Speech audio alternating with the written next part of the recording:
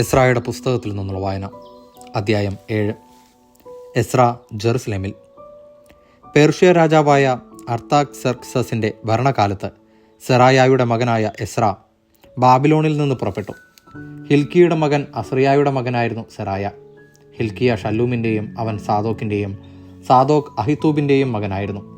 അഹിത്തൂബ് അമരിയായുടെയും അവൻ അസറിയായുടെയും, അസറിയ മെറായോത്തിൻ്റെയും മകനായിരുന്നു. മെറായോത്ത് സെറഹിയായുടെയും അവൻ ഉസിയുടെയും, ഉസി ബുക്കിയുടെയും മകനായിരുന്നു.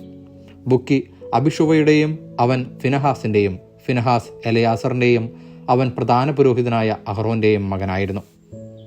ഇസ്രായേലിൻ്റെ ദൈവമായ കർത്താവ് നൽകിയ മോശയുടെ നിയമത്തിൽ അവഗാഹമുള്ളവനായിരുന്നു എസ്ര. ദൈവമായ കർത്താവിൻ്റെ കരം അവൻ്റെ മേലുണ്ടായിരുന്നതിനാൽ അവൻ ആവശ്യപ്പെട്ടതെല്ലാം രാജാവ് അനുവദിച്ചു.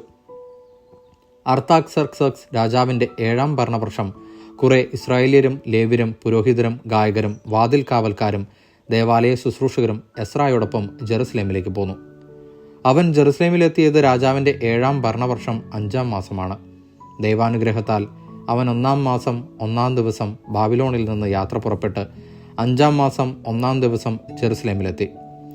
കർത്താവിൻ്റെ നിയമം പഠിക്കുവാനും അനുഷ്ഠിക്കുവാനും അവിടുത്തെ അനുശാസനങ്ങളും പ്രമാണങ്ങളും ഇസ്രായേലിൽ പഠിപ്പിക്കുവാനും അവൻ ഉത്സുകനായിരുന്നു. ഇസ്രായേലിനു വേണ്ടി കർത്താവ് നൽകിയ കൽപ്പനകളും നിയമങ്ങളും പഠിച്ച പണ്ഡിതനും പുരോഹിതനുമായ എസ്രായിക്ക് അർത്താക്സർക്സസ് രാജാവ് നൽകിയ കത്തിൻ്റെ പകർപ്പ്. രാജാതിരാജനായ അർത്താക്സർക്സസ് സ്വർഗസ്ഥനായ ദൈവത്തിൻ്റെ നിയമങ്ങളിൽ പാണ്ഡിത്യമുള്ള പുരോഹിതൻ എസ്രായിക്ക് എഴുതുന്നത്: എൻ്റെ രാജ്യത്തുള്ള ഏത് ഇസ്രായേലിനും പുരോഹിതനും ലേവ്യനും ജെറുസലേമിലേക്ക് പോകാൻ ആഗ്രഹമുണ്ടെങ്കിൽ നിന്നോടുകൂടെ പോന്നുകൊള്ളട്ടെ എന്ന് ഞാൻ കൽപ്പിക്കുന്നു. നിങ്ങളുടെ ദൈവത്തിൽ നിന്ന് നിങ്ങൾക്ക് ലഭിച്ച നിയമങ്ങളനുസരിച്ച് യൂദായിലെയും ജെറുസലേമിലെയും വിവരങ്ങൾ ആരായാൻ രാജാവും തൻ്റെ 7 ഉപദേശകരും നിങ്ങളെ അയക്കുന്നു. ജെറുസലേമിൽ വസിക്കുന്ന ഇസ്രായേലിൻ്റെ ദൈവത്തിന് രാജാവും ഉപദേശകരും സ്വാഭിഷ്ട കാഴ്ചയായി അർപ്പിക്കുന്ന സ്വർണവും വെള്ളിയും നിങ്ങൾ കൊണ്ടുപോകണം. ബാബിലോൺ ദേശത്തു നിന്ന് നിങ്ങൾക്ക് ലഭിച്ച സ്വർണവും വെള്ളിയും ജെറുസലേമിലെ ദേവാലയത്തിനു വേണ്ടി ജനവും പുരോഹിതന്മാരും അർപ്പിക്കുന്ന സ്വാഭിഷ്ട കാഴ്ചകളും നിങ്ങൾ കൊണ്ടുപോകണം. ഈ പണം കൊണ്ട് കാള, മുട്ടാട്, ചെമ്മരിയാട് എന്നിവയെ ധാന്യബലിക്കും പാനീയബലിക്കും ആവശ്യമായ വസ്തുക്കളോടെ കൂടി വാങ്ങി ജെറുസലേമിൽ നിങ്ങളുടെ ദൈവത്തിൻ്റെ ആലയത്തിലെ ബലിപീഠത്തിൽ അർപ്പിക്കണം.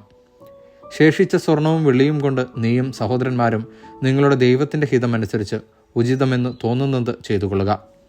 നിങ്ങളുടെ ദൈവത്തിൻ്റെ ആലയത്തിലെ ശുശ്രൂഷയ്ക്കായി നൽകിയിട്ടുള്ള പാത്രങ്ങൾ ജെറുസലേമിൻ്റെ ദൈവത്തിന് സമർപ്പിക്കണം. കൂടാതെ നിങ്ങളുടെ ദൈവത്തിൻ്റെ ആലയത്തിൽ എന്തെങ്കിലും ആവശ്യം വന്നാൽ അത് രാജഭണ്ഡാരത്തിൽ നിന്ന് എടുത്തുകൊള്ളൂ.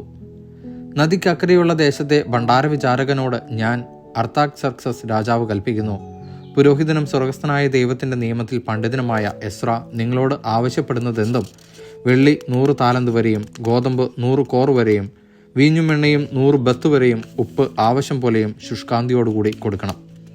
സ്വർഗസ്ഥനായ ദൈവത്തിൻ്റെ ക്രോധം രാജാവിൻ്റെയും പുത്രന്മാരുടെയും രാജ്യത്തിന്മേൽ പതിക്കാതിരിക്കാൻ അവിടുന്ന് കൽപ്പിക്കുന്നതെന്തും അവിടുത്തെ ആലയത്തിനു വേണ്ടി കൊടുക്കുവാൻ ശ്രദ്ധിക്കുക.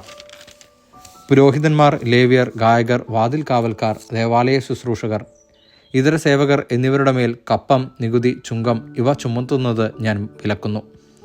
എസ്ര, നിന്റെ ദൈവത്തിൽ നിന്ന് നിനക്ക് ലഭിച്ചിരിക്കുന്ന ജ്ഞാനമനുസരിച്ച് നദിക്കക്കരെയുള്ള ദേശത്തെ ജനത്തിന് ന്യായപാലനം നടത്താൻ നിങ്ങളുടെ ദൈവത്തിൻ്റെ നിയമം അറിവുള്ളവരിൽ നിന്ന് ന്യായാധിപന്മാരെ നിയമിക്കുകയും നിയമപരിജ്ഞാനമില്ലാത്തവരെ അത് പഠിപ്പിക്കുകയും ചെയ്യുക.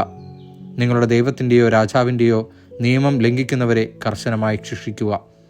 അവരെ വധിക്കുകയോ നാടുകടത്തുകയോ തടവിലിടുകയോ അവരുടെ വസ്തുവകകൾ കണ്ടുകെട്ടുകയോ ആകാം.